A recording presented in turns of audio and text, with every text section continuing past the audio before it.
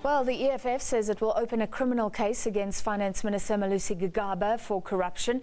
It says it will be handing over the so-called Gupta emails linked to the minister as evidence. The party says it will also interdict Transnet's locomotives deal to stop the transaction.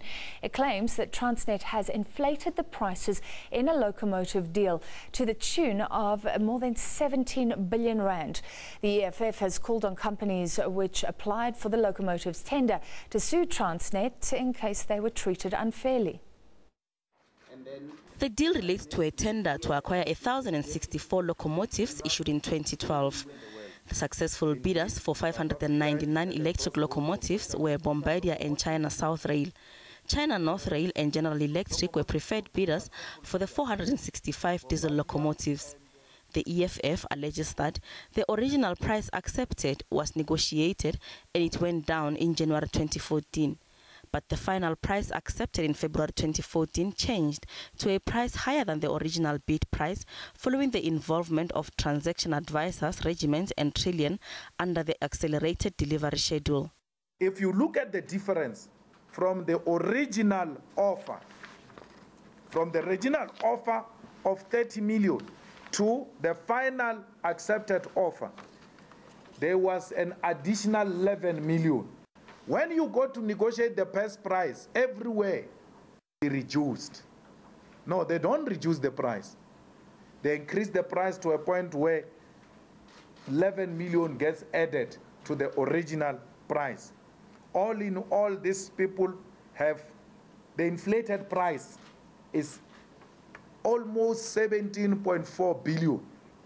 Malema says his party lost confidence in the National Prosecutions Authority and the police to do anything about the corruption allegations. He says EFF will therefore write to the Chinese and American governments to investigate the matter and deal decisively with the concerned companies. He says they will also write to the World Bank to investigate the said companies as they may be involved in other deals funded by the bank in other African countries. The Chinese, when they find a corrupt fellow in China, they deal with them decisively. Why do they allow their companies to come and corrupt African states? We want to see if the principle of dealing decisively with corruption in China only applies in China or it applies to the same companies which are involved in corrupt activities outside China by Chinese companies. Bombardier, we're going to write to the Canadian government to investigate the corruption of Bombardier because we believe that they must deal decisively with this company which came to be involved in corrupt activities.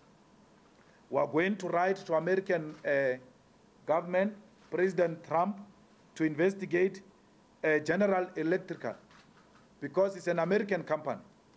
And we're happy that there is an American company now involved in this corruption. At least we know there's going to be an arrest.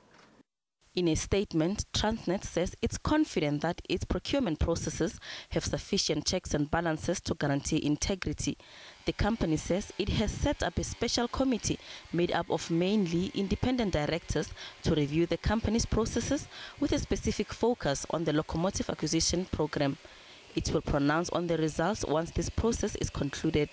General Electric's head of communications and public affairs for Southern Africa, Thulisile Phiri, said that GE values good corporate governance and it adhered to the rules when bidding for the tender. Gloria Sifakomosi, SABC News, Johannesburg.